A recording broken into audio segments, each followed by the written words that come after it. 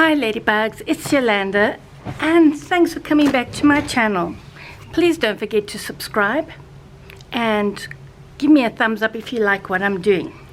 So this mess that you see in front of me, I am starting another journal and hopefully I will get to go through, you know, beginning to end with you guys. Now this paper, I've had it forever. It's from Victoria Designs. So I'm hoping that you will make this journal with me. I don't know what I'm doing yet. I've just gathered some stuff. I do have a few ideas sort of what I want to do, but this is how I do my journals. You know, I just kind of go with the flow. So these ones, look, you can see they're very cute, very whimsical, and I just love it. And they are two different sizes. I think they're two different kits. I'm not sure about that, but I mean the colors are the same, so maybe it's the same kit. Got to be the same. Look at this, very cute, very whimsical, very fantasy like, and these came with the kit as well. So of course this is going to be a series because, you know, can't do it all in one go. And I found this in my stash, and I'm using stuff from my stash because I have got so much lying around that I've got to use up before I get new stuff. I've actually stopped buying now scrapbook paper because, you know, I use a lot of scrapbook paper in my journals, even kits. I've stopped buying now until I've used up every single one to make a journal or journals, you know, because you mix and match. So I have these two of different sizes. Where's my ruler? Let me get my inches one. So this one works out to just 5 1/4 by, let's call it 7 1/2. I mean, we're not going to go for the, it's like 7 1/8. And this one now is 8 by, I'm not going to trim my edges. Can you see that? Because I'm going to be adding ruffles and stuff, so I'm not trimming in that. So I'm hoping you will use a kit that you have bought, or paper, or scrapbook paper, or whatever is in your stash that you don't know what to do with, to make this journal with me. So these are two different sizes. So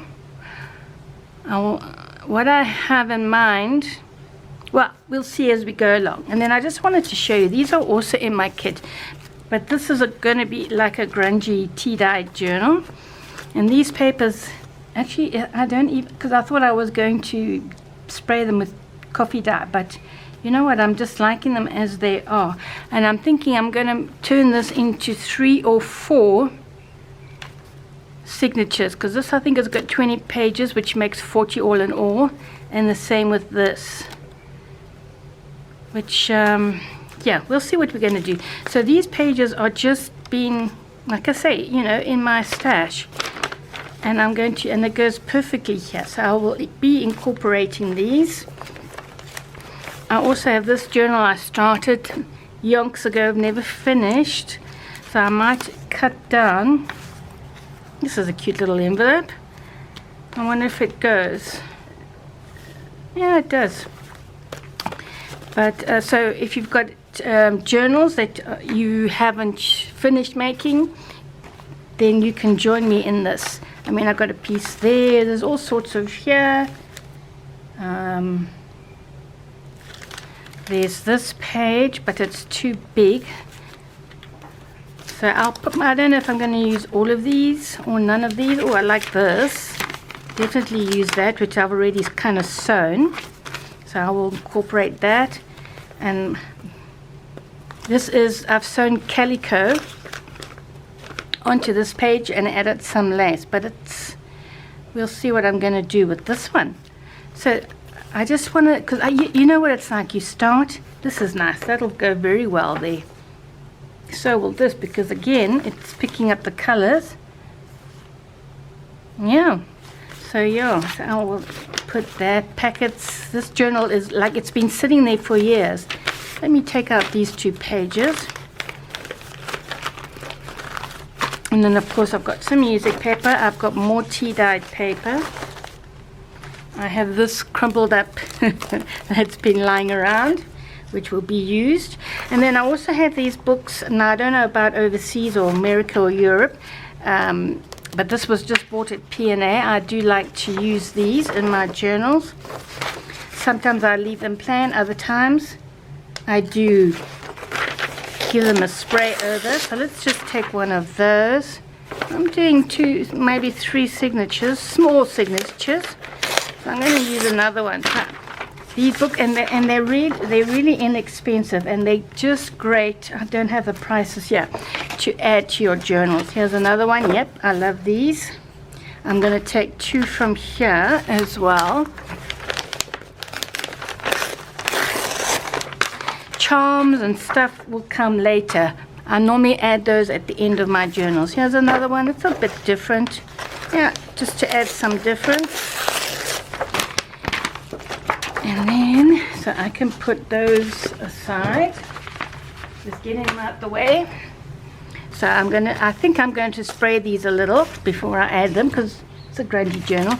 I have this gorgeous page which belongs to a French crochet book that I bought, an antique one, or vintage, whatever you want to call it, and it's got writing, but it's a bit damaged. I'm going to show you what I'm going to do with this. Let me put it here, because maybe I'll show you now. So extra papers, and I have this tissue paper which I'll probably also just include because I think it goes really nicely in here. And also what I like to do, instead of folding all my papers one way, I'll fold it the other way, so I've got a pretty pattern on both sides. So maybe here I'll obviously have to cut that down just to add some interest, and of course it makes great noise. Yeah, so that's that. I have all these extra pages, whether or not I'm going to use them, again, from journals I've started to put together and never finished. I don't think I'll use that one. This is an avocado dyed page. It's slightly pink. I'm definitely going to use that. So let's put that aside. And maybe I'll use these guys to make ephemera. What have I got here? Beautiful, embossed. Yeah, I like this. I'll do something. This is an embossed envelope. So I've cut the one edge, and the other one will probably remain like that. So I'm definitely going to use that. Let's put that paper. This is paper from a book, one of those lined books from the 60s, and it's got a beautiful vintage patina to it. It's very, very nice. My friend gave it to me, so I'm going to use that too. Then let's put that aside. I have this, which is embossed. Now it is an envelope. I didn't even try and open it because it's so fragile. But what I'm going to do with this, I'm going to cut it right here. Where's my big scissors? I'm going to cut this now. When you're embossing like this on your envelopes, it's best to put a piece of paper inside the envelope to stop all this tearing and stuff. I am going to, I'm not sure what I'm going to do. Look, it's even difficult to open. I don't know what I'm going to do with this. Like so. I'll have to think about that, because because I'm not going to sit here and open this in front of you. I'll probably do this on a separate, like, ephemera making tutorial. Yeah, because it's really beautiful once you open it out. I said I'm not going to sit here and open it out, and what am I doing? I'm doing exactly that. Let's put it aside before I get carried away. Again, something else sitting in my stash. What's inside here? No, that's definitely not appropriate, but this I can use. And then I just have various pieces of fabric. I have some gorgeous lace sent to me from a lady in Germany in a swap. So I probably won't be selling this journal, because when people send me stuff like this, I tend to keep the journals for myself. And just bits and pieces of lace, just to show you what I've kind of collected. And because I like fabric covers on my journals, I really do.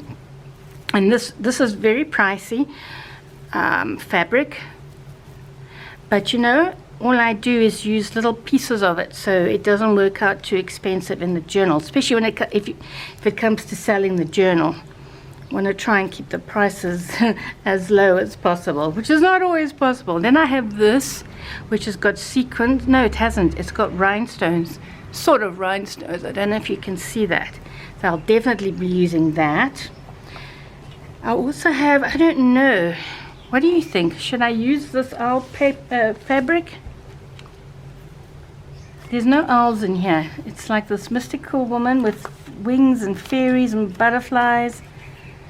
So I don't think I'm uncertain. Let me know in the comments if you think I should use this owl fabric in the journal, because the colors do go, but because of the owls. Let me know what you think.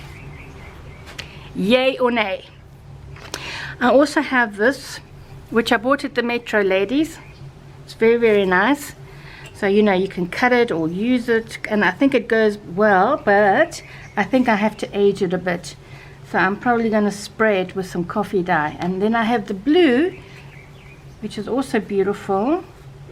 It's not quite the blue. This is a lighter one, but you know what? It's okay.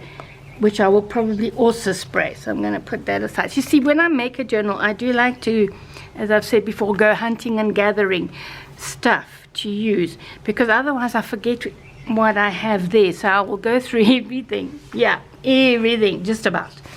And to hunt for stuff to use in a journal. Then I also have this, again, piece of scrapbook paper. It's rather beautiful, lying around. I don't know, it's got glitter on it, which I think will go fabulous. I have some tea bags that I've emptied out, so I will use those. And no, don't ask me what I'm going to do with them. I don't know yet. All sorts of stuff lying around. This is paper, I think it's Hebrew Arabic, something like that, which I will probably cut and make into some sort of pocket. And again, all sorts of weird and wonderful. Let's go. This is a master pocket. I must show you how to do this. Very easy. I'll show you probably when I come to embellish or make another one. Just like I say, stuff. I also bought this little jotter thing, also from P&A. This was 80 cents. And it's already sort of tea stain, if you know what I mean. I'm going to take both of them, just take one out to use. And just bits and pieces lying around. I got this. I've had this for like, since I started scrapbooking 20 years ago, whatever it was. Another pocket lying around doing nothing. Stuff.